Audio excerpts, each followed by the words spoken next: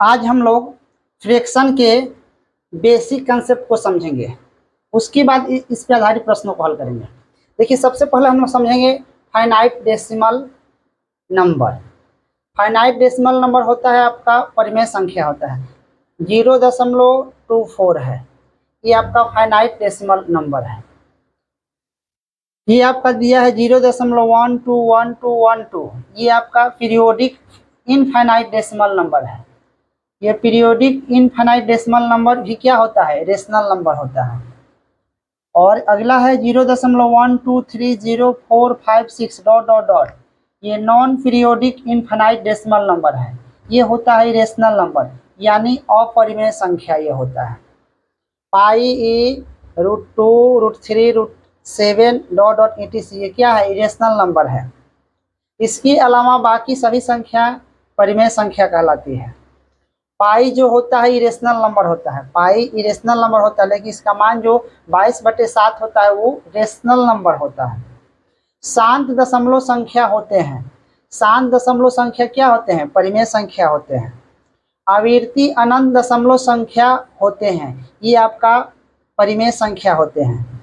अनावृत्ति अनंत दशमलव संख्या होते हैं, ये अपरिमेय संख्या होते हैं। रेकरिंग वाला संख्या परिमेय होता है, जिस पर भी रेकरिंग लगा रहे है ना, वो क्या होता है, परिमेय संख्या होता है। 2/5 का शेष, अगर 2/5 हो उसका शेष हम लोग 3/5 होगा। क्या करते हैं, 2 में से 5 हटा देते हैं, ऊपर लिख देते हैं, नीचे जो करते हैं, ये आपका क्या होता है, इसका शेष होता है। 20% वृद्धि होगा, यानी 20% को 1/5 लिखेंगे और फिर 5 में 1 जोड़ देंगे यानी 6/5 हो जाएगा। 30% कमी यानी 3/10, 10 में से 3 हटा देंगे, 7/10 हो जाएगा। 0.4444 डॉट डॉट इस तरह क्या रहे तो 0.4 पर रेकरिंग लिख देते हैं, ये रेकरिंग है। और रेकरिंग रहे तो 4, और जितना पर रेकरिंग रहे यानी 1 पर रेकरिंग है उतना 9 लिख देते हैं।